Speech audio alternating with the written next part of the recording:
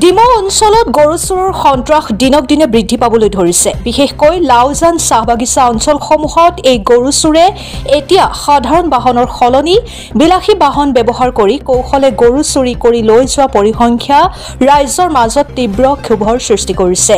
স্থানীয় ৰাইজে জনোৱা মতে এই চোৰে গাঁও ঘূৰি ফুৰি গোহালিৰ পৰা হালোৱা গৰু পোনে পোনে উঠাই বিলাসী বাহনত লৈ যায়। সন্দেহজনকভাৱে এই বাহন নম্বৰ প্লেট সলনি কৰি চুৰি কাৰ্যত ব্যৱহাৰ কৰা হয় বুলি অভিযোগ উত্থাপিত হয়। ডিমৌ আৰক্ষীৰ অক্ষমতাৰ সুযোগ লৈ চোৰে এটা মাহৰ ভিতৰতে ৩০টাতকৈ অধিক গৰু চুৰি কৰিছে লাওজান চাহ বাগিচা অঞ্চলৰ পৰাই। ফলস্বৰূপে গৰু পালকসকল এতিয়া অন্নমুঠিৰ চিন্তাত পৰিছে। খেতিৰ সময়ছোৱাত গৰু চোৰ হোৱাৰ ফলত বছৰৰ খেতিৰে ধ্বংস হোৱাৰ আশংকাত আছে গাঁওবাসী। গৰু চোৰৰ বিৰুদ্ধে আৰক্ষীয়ে তৎপৰতা নেদেখুৱাত ৰাইজে নিজেই প্ৰশাসনৰ ভূমিকা গ্ৰহণ কৰিছে।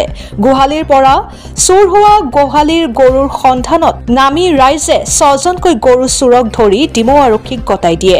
ঘটনাটোৰ প্ৰেক্ষাপটত ৰাইজে দাবী উত্থাপন কৰিছে যে আমাৰ গৰু আমাক ঘূৰাই দিয়ক, আইনে যি কৰিব তাক কৰক, কিন্তু গৰু চুৰি বন্ধ কৰক।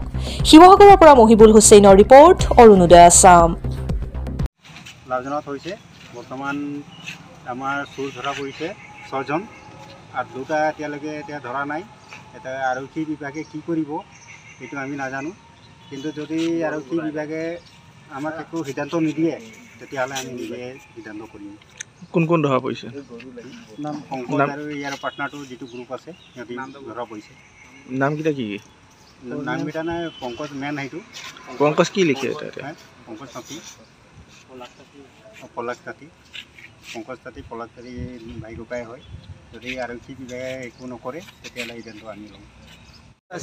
নামটো কি? অৰ্জুন ক্ষেত্ৰপাল। ঘৰ ক'ত, কি কথা কোৱা? Laojan office line. আৰু ঘৰৰ পৰা গৰু হেৰুৱা মই ৰাতিপুৱা হৈ উঠি ল'ৰাটোক ক'লোঁ যে দাদায়ক মাতি আনিবি, মই পথাৰলৈ গৰু কিনে লৈ গৈছোঁ হাল বাবলৈ কাইলৈ, কিন্তু গোহালিত চাইছোঁ যে গৰুৱে নাই। ইফালে ইফালে বিচাৰিলোঁ, নাই। তাৰপাছত বাগান ফালে নলা লৈ গৈছে। এটা নলাত আছে, এটা ঢাপৰ ওপৰত গৈ আছে। কোনে নিছে? মানুহকেইটাই লৈছোঁ দুইটাই। কি নাম? আমিতো এনেকৈ ডাউট কৰিছিলোঁ পংকজক, কিন্তু পংকজ নিছে নাই নিয়া। কিন্তু আমি থানা অহাৰ পাছত যে পংকজে নিজে আধা ঘণ্টাৰ ভিতৰে আহি পালে আৰু আমাক কৈছিলে। গৰুটো বান্ধিছিলোঁ, তাৰপাছত বন্ধাৰ পাছত গৰুটো নাইকিয়া হৈ গ'ল, চুৰ কৰি লৈ গ'ল পংকজ বুলি ল'ৰাটো। আৰু এনেকাই তদন্ত কৰোঁতে পিছত ধৰা পৰিলে। গাঁৱতত আমি ধৰিছিলোঁ পংকজৰ নাম, কিন্তু সি নিজে আমাৰ দুটা আছিলে, দুটা গৰু, আৰু বাকীখিনি আমাৰ গাঁৱৰে ২জন ব্যক্তিৰো চুৰ কৰি লৈ গৈছিলে।